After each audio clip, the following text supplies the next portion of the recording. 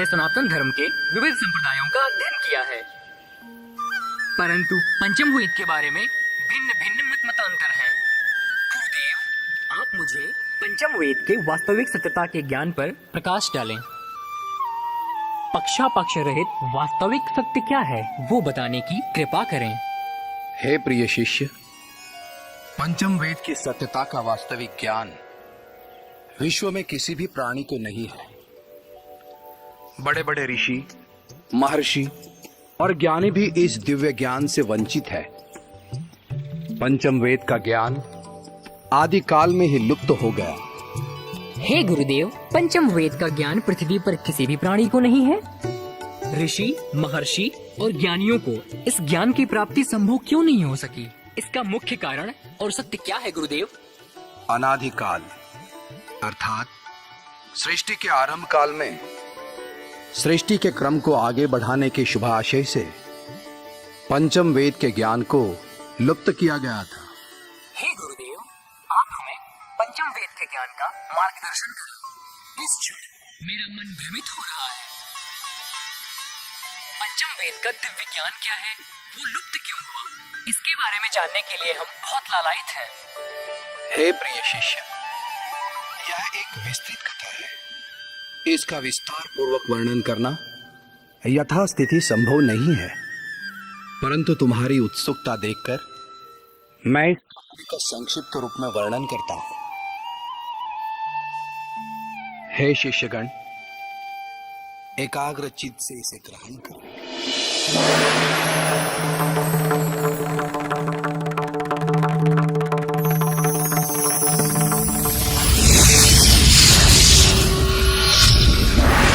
एक दिव्य प्रकाश प्रकट हुआ। उसमें सर्जनहार ने ब्रह्मांड का निर्माण किया। सर्जनहार ने ब्रह्मांड के मध्य में रहकर ब्रह्म क्षेत्र रूपी खेत में जगत रूपी रचना की खेती की है। उन्होंने ब्रह्मांड में ग्रह, इंड और आकाश गंगा की रचना की। अंतरिक्ष में 14 धामों तथा पाताल में 14 धामों की रचना की। महामंड में निरंजन पुरुष और नाभि नारायण पुरुष को अधिपति स्थापित किया। अनंत युगों तक ज्योति प्रज्वलित रहने से उसमें से काजल रूपी महामाया आदि शक्ति उत्पन्न हुई।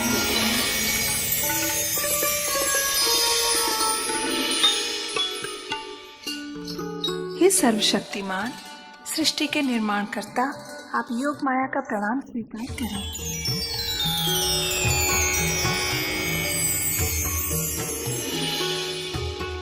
आदि शक्ति ने अपनी दिव्य शक्ति से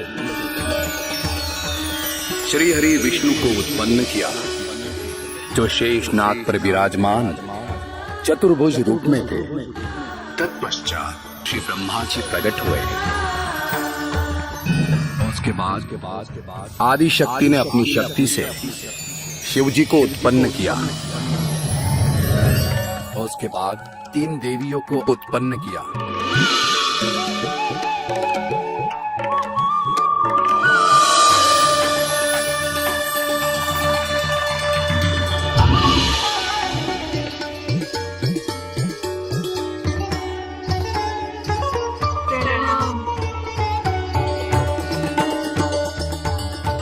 तीनों देवों को और 3 देवियों को अपने समक्ष देखकर निरंजन पुरुष और आदि शक्ति अत्यंत प्रसन्न चित्त हुए।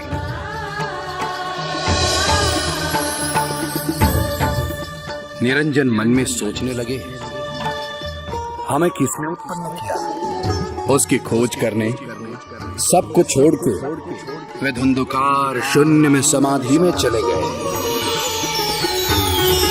कुछ युग के बाद आकाशवाणी हुई, हे शक्ति, सृष्टि का क्रम आगे बढ़ा। तब शक्ति ने 3 देवों को 3 देवियों को सुप्रद किया।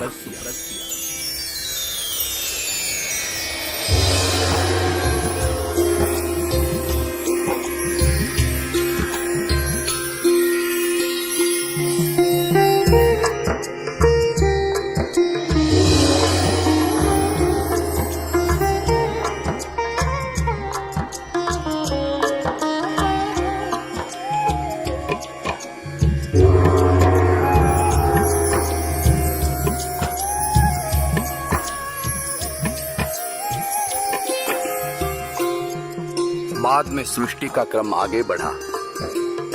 ब्रह्मा ने सृष्टि की रचना का दायित्व स्वीकारा, विष्णु ने सृष्टि के पालन का और शिव जी ने सृष्टि के संहार का दायित्व स्वीकारा। हे देवी, सर्वप्रथम वेद की रचना करते हैं। हाँ ब्रह्मदेव, जो समग्र सृष्टि और जगत के लिए कल्याणकारक हो। ब्रह्मा जी ने अपने दिव्य शक्ति से 4 सनकादिक उत्पन्न किए। सनक, सनंदन, सनंद और सनक।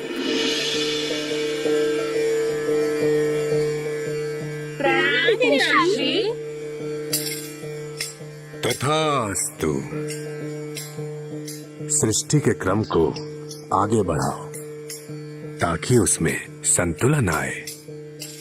इसी कारण हेतु मैंने तुम्हें उत्पन्न किया है। मेरे द्वारा रचित वेदों का ज्ञान प्राप्त करें। जैसे ही आपकी आज्ञा। ऋग्वेद, यजुर्वेद, सामवेद और अथर्ववेद का ज्ञान दिया। हे पुत्रों,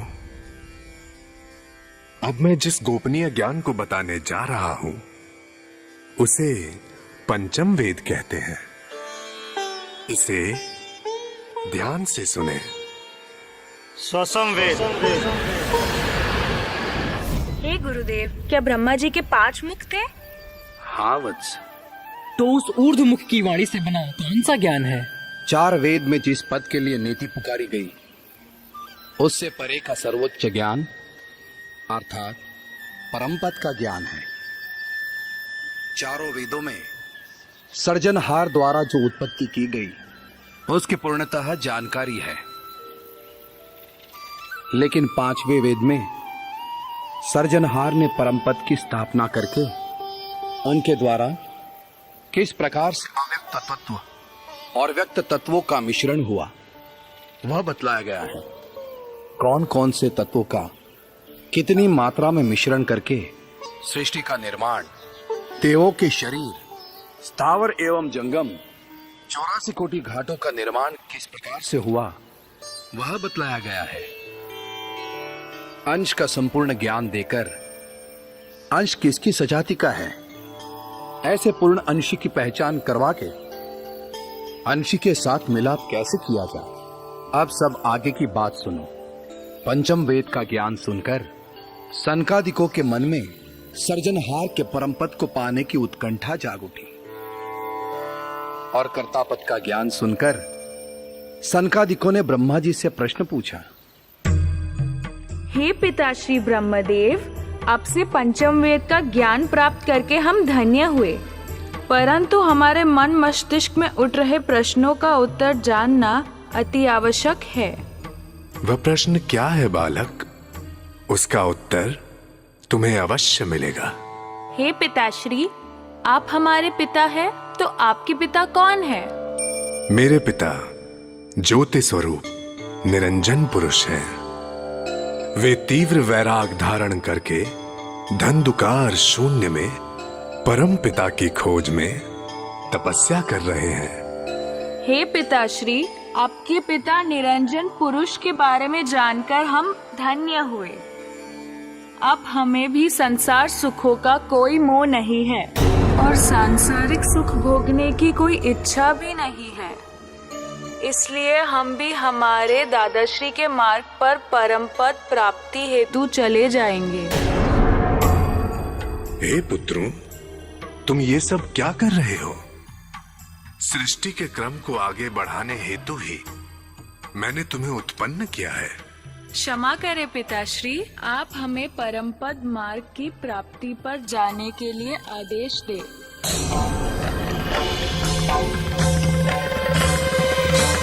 चार सनकादिक समाधि में चले गए। हे गुरुदेव, वर्तमान काल ब्राह्मणों में यज्ञोपवीत के समय सनकादिक के रूप में बरुआ दौड़ाने की प्रथा इसलिए चली आ रही है।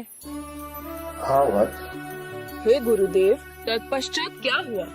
सृष्टि का क्रम आगे न बढ़ने पर आदिशक्ति चिंतित हुई। तब निरंजन पुरुष ने आकाशवाणी करके बताया, ब्रह्मा के पंचम मुख का भेदन करना पड़ेगा।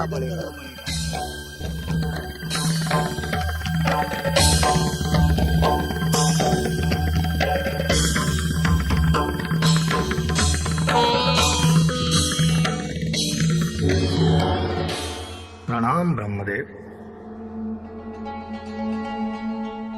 प्रणाम श्री हरि विष्णु। ब्रह्मलोक में आपका स्वागत है। हे श्री हरि विष्णु, आपके ब्रह्मलोक में पधारने के प्रयोजन से अवगत करें। मैं आपको इस सृष्टि के क्रम को आगे बढ़ाने के दायित्व से अवगत करवाने आया हूं। सृष्टि का क्रम आगे क्यों नहीं बढ़ रहा? हे श्री हरि विष्णु, मैंने चारों संकादिक को और 10,000 विधि पुत्रों को चारों वेदों का ज्ञान सुनाया। तत्पश्चात 5वें ऊर्ध्व मुख से 5वां वेद सुनाया तो सभी पुत्र वैराग धारण करके तपस्या करने चले गए। लगता है अब मुझे कैलाशपुरी ही जाना पड़ेगा।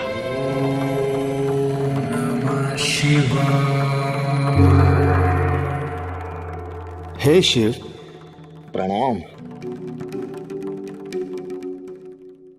प्रणाम श्री हरि विष्णु। कैसे पधारे कैलाशपुरी में? कोई नया प्रयोजन? हाँ, प्रयोजन तो है, किंतु बहुत ही चिंता का विषय है। हे श्री हरि विष्णु, मुझे उन चिंता के विषय से अवगत कराएं।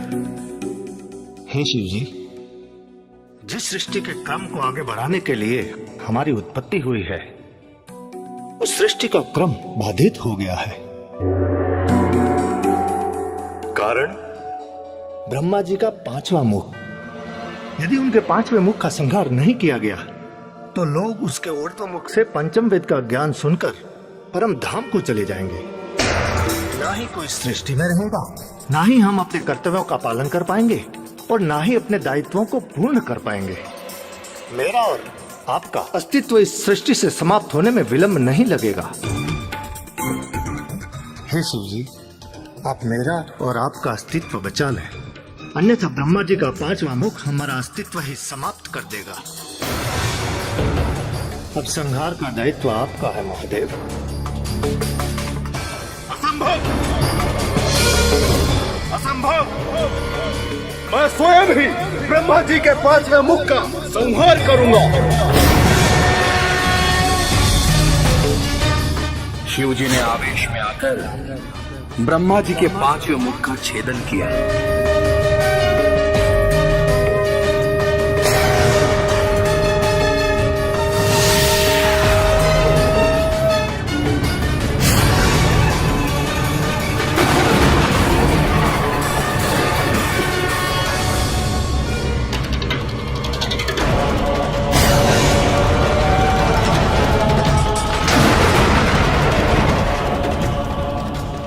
ब्रह्मदेव, आप सृष्टि के क्रम को आगे बढ़ाइए। अवश्य शिव शंभु।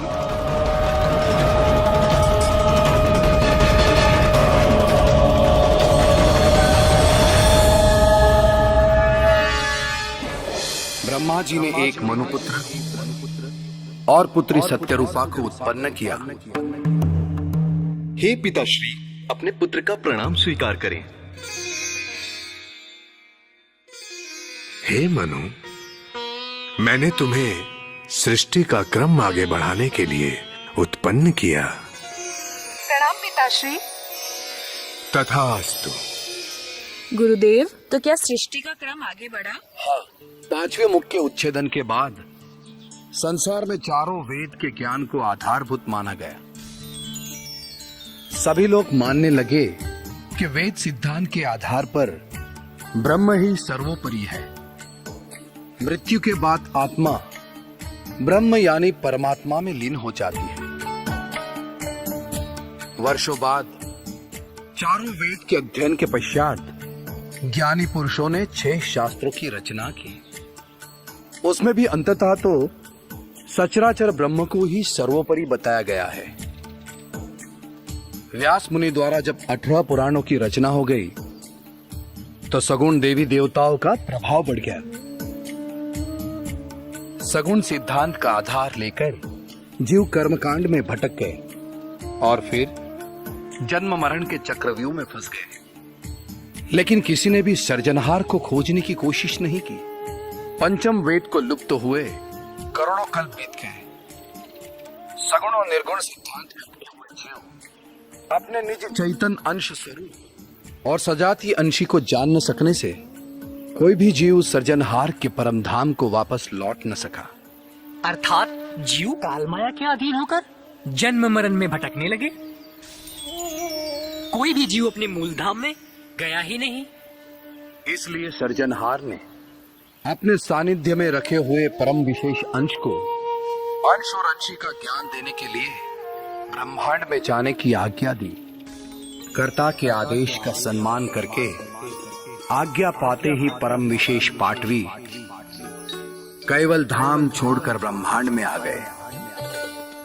कैवल धाम से निकलने के बाद 9 बुद्धि और 16 विभूतियों से संपन्न अलौकिक दिव्य देह धारण करके सीधे अंतरिक्ष मार्ग से प्रथम निरंजन धाम में आए।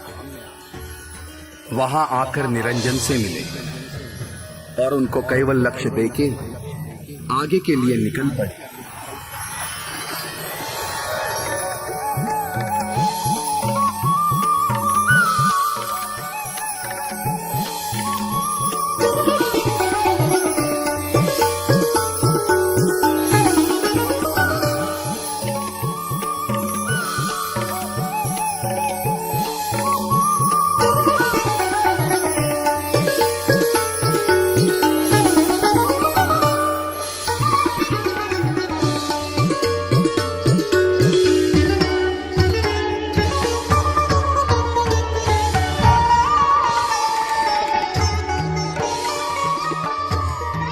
पृथ्वी के 6 महाद्वीपों में कैवल कर्ता के लक्ष्य और स्वसंवेद का ज्ञान स्थापित करके अंततः जम्बूद्वीप में आए।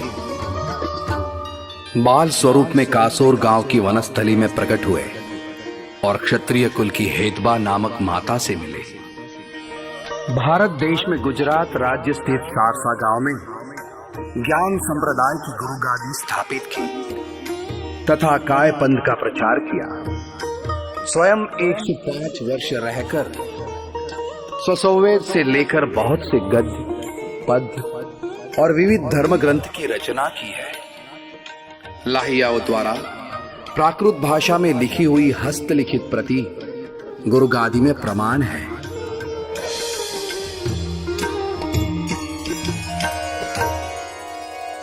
हे गुरुदेव, आपको कोटि कोटि वंदन।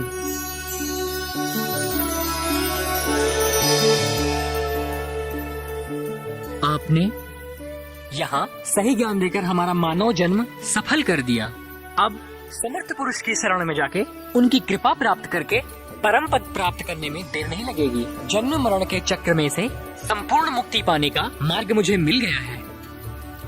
गुरुदेव, मेरा अहोभाग्य है कि मुझे आपसे उचित ज्ञान और शिक्षा प्राप्त करने को मिली। ओम